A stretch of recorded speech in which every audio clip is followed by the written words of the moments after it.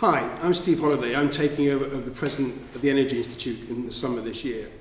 The Barometer is a really interesting piece of research we do every year that gets the views of people across the energy industry.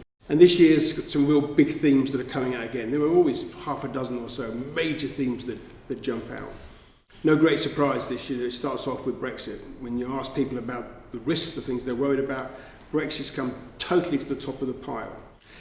But it's not about Brexit per se, it's actually about while Brexit's been going on, there's been a complete absence of any development of future policy. Something the industry cries out for, the need to understand a bit more about the policy framework for the future. But despite that, there's huge optimism around carbon targets. There's more optimism this year than last year that we can hit some of the targets. There's a recognition, though, that transportation and heat still remain areas where we've got an awful lot more work to do. As ever, energy efficiency comes through. Anyone who works in this industry, the consumers as well, they recognise that the simplest and cheapest form of reducing carbon is energy efficiency. And in there, of course, is a plea that we still haven't got enough activity actually going on to drive that. In terms of the policy environment, what's had a positive impact in the course of the last year versus a negative? Very clear answers from across the industries again. Offshore wind being seen as a very clear winner in the last 12 months. The flip side of that coin is nuclear. The view of members is that actually the support for nuclear has tended to reduce during the course of the last year. Energy flexibility, the flexibility that we all have as consumers, so turning the world on its head from a demand-driven world into a supply-driven world, so people consume when they need to.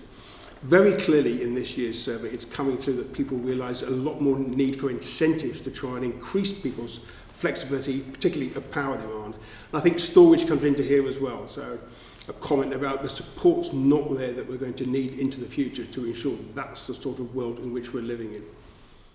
And the biggest red flag that comes through here, without any question, is a concern for consumers. And a concern, interestingly, when we ask people about all of the data that we already have in the industry and the huge amounts of extra data we're going to get from the devices that are going into our homes today and everything else, who's going to benefit?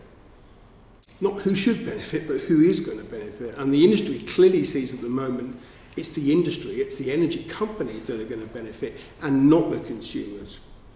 So there's a big question coming out here about how can we make consumers more aware of what they can do with data. And kind of a challenge, I think, for policy makers to try and, is there a campaign here? There have been some things, but it's pretty clear across the industry. People do not believe at the moment that the consumers are ready to benefit from all the data they're going to have. So lots of interesting things. So I'd be really interested in what other people have got to say. What's your comment? This is just the view of some energy professionals here.